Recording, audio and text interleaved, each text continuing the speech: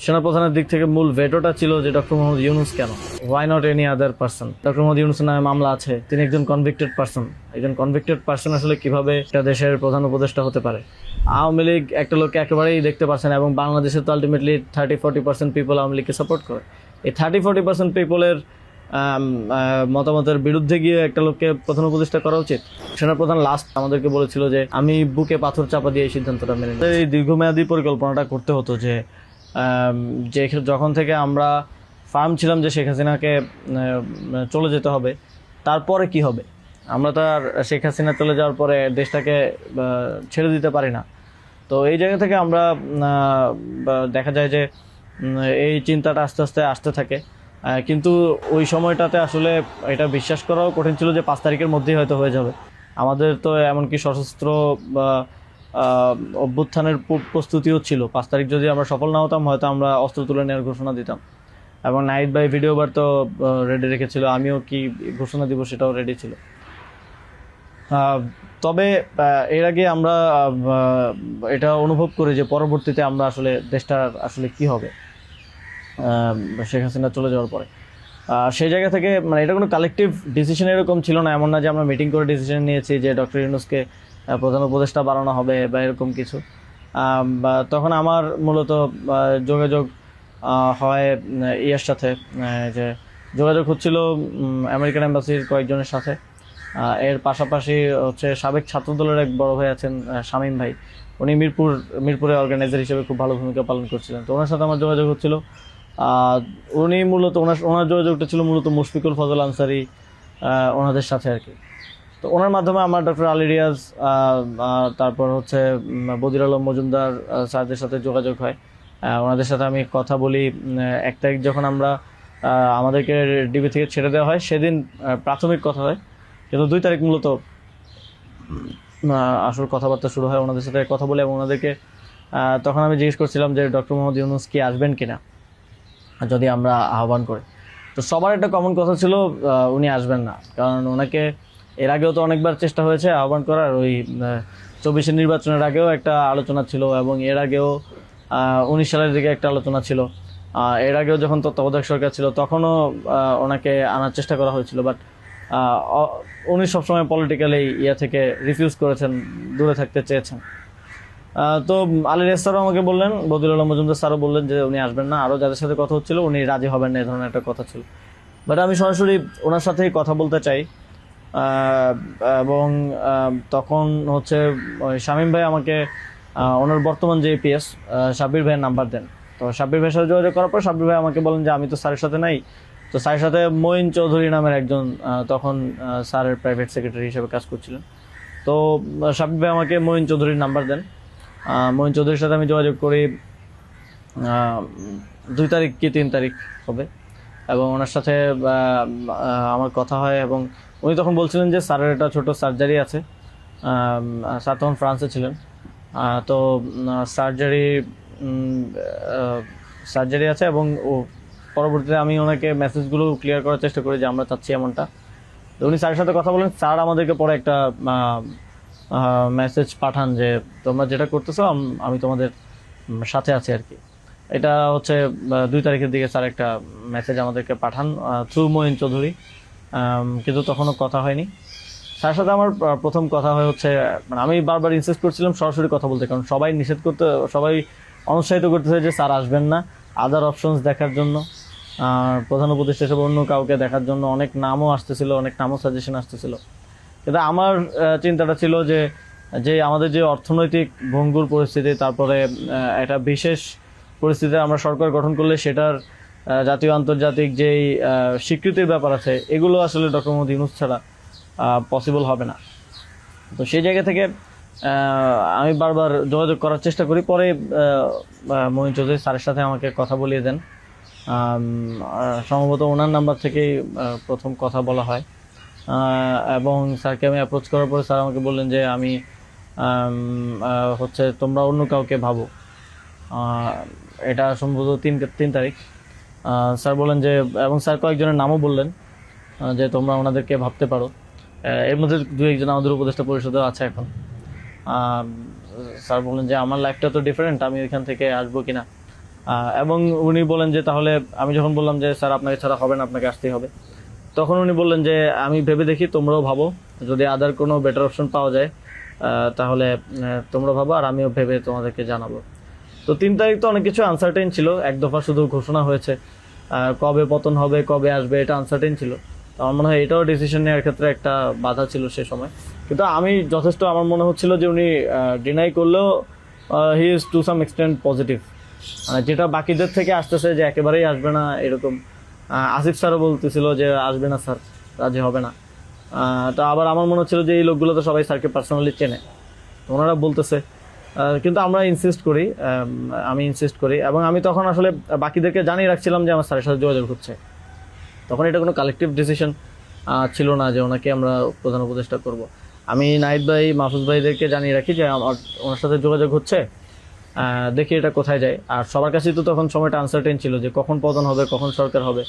এটা অনেক fur cited আসলে বিষয় ছিল ওই সময়টাতে, কারণ আমাদের মনে হচ্ছিল না যে 5ই আগস্ট পতন হবে, আমাদের মনে হচ্ছিল যে আরও হয়তো দীর্ঘ সময় আমাদের লড়াই করতে হতে পারে।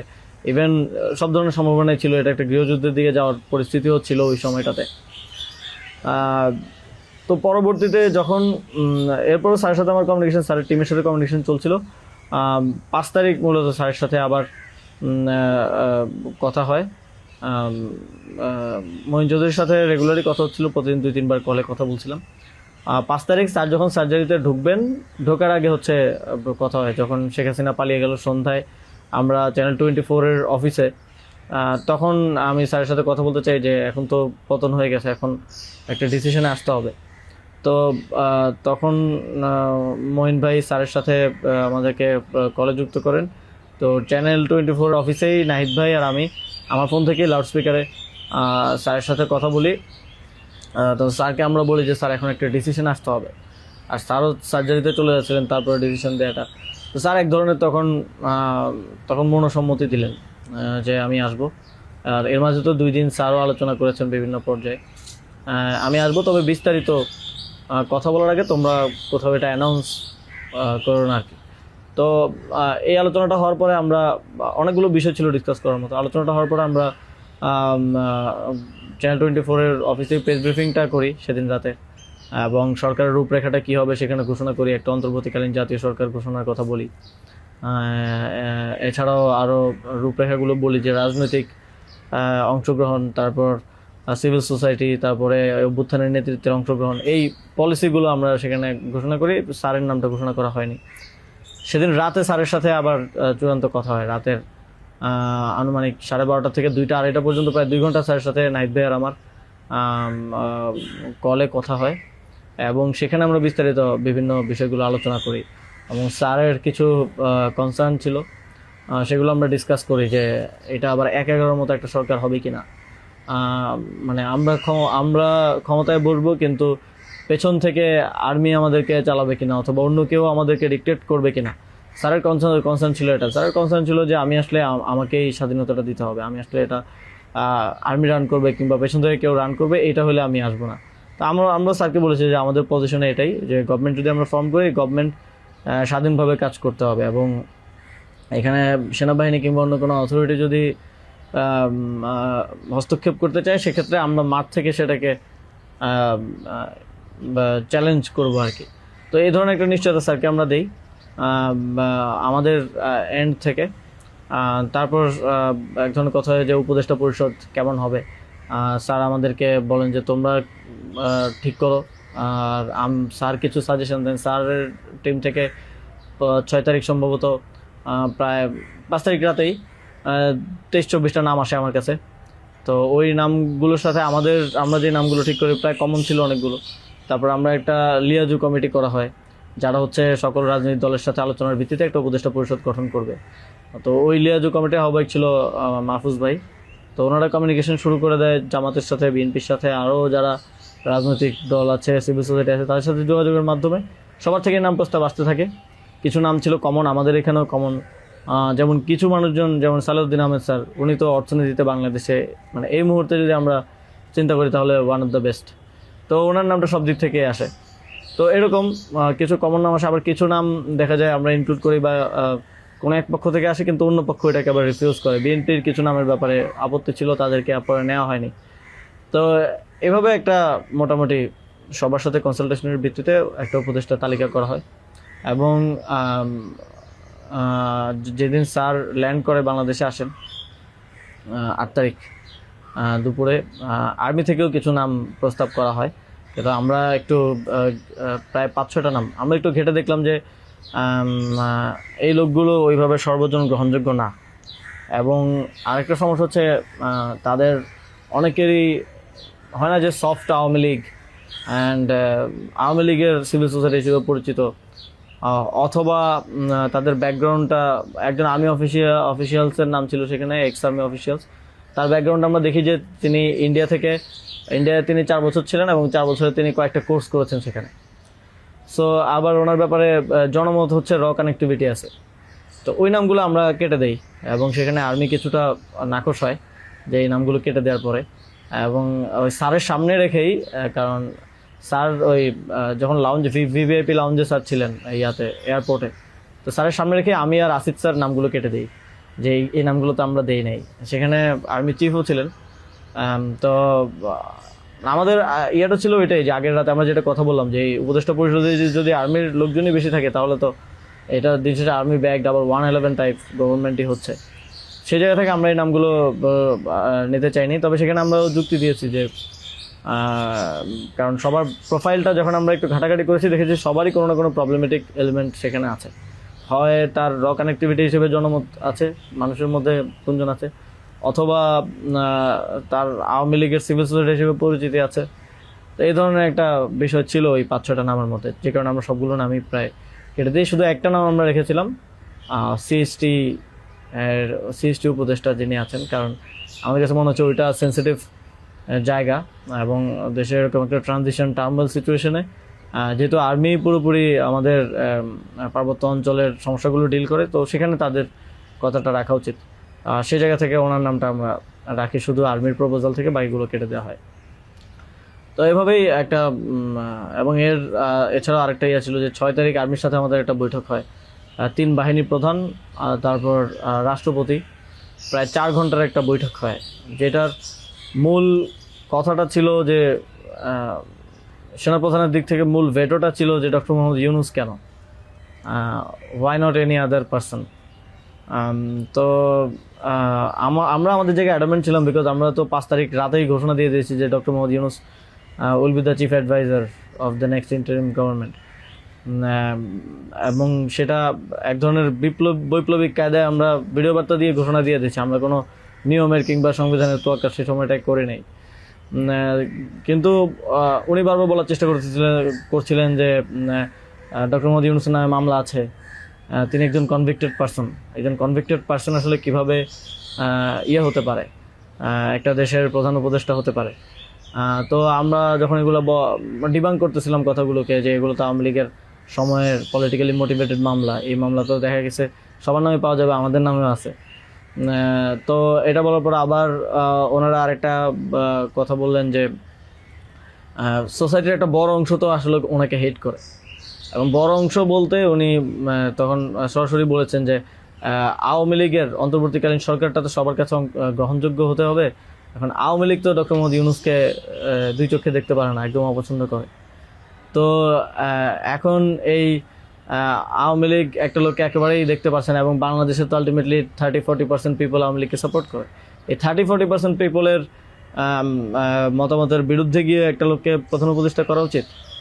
তো আমরা তখন বললাম আওয়ামী লীগ এমন কিছু না যেটা নিয়ে এখন আমাদের কনসার্ন হওয়া উচিত। আওয়ামী লীগকে আমরা পরাজিত করেই এই প্ল্যাটফর্মে আসছি, এখানে আমরা বসছি। আওয়ামী লীগ কি চাইলেও না চলে এটা এখন আর ম্যাটার করে না কোনোভাবেই। কিন্তু উনি বারবার এই কথাটা ঘুরে ফিরে বলতেছিলেন যে এই সরকার তো একটা নির্বাচন আয়োজন করবে, এই জন্য বিএনপি আওয়ামী লীগ সবার কাছে এই সরকারের গ্রহণযোগ্যতা থাকা প্রয়োজন। আওয়ামী লীগ তো প্রধান ডক্টর মোহাম্মদ ইউনূসকে একেবারেই দেখতে পারে না, ওনাকে আওয়ামী লীগ মেনে নেবে না উনি আসলে। কিন্তু আমাদের কথা ছিল যে আওয়ামী লীগ তো এখন আর এই মুহূর্তে ডিসিশন মেকিংয়ে আওয়ামী লীগ ম্যাটার করে না। একটা গণহত্যা ঘটনার পরে সে কি ভাবলো বা তার কি পজিশন, দ্যাট ডাজন্ট ম্যাটার।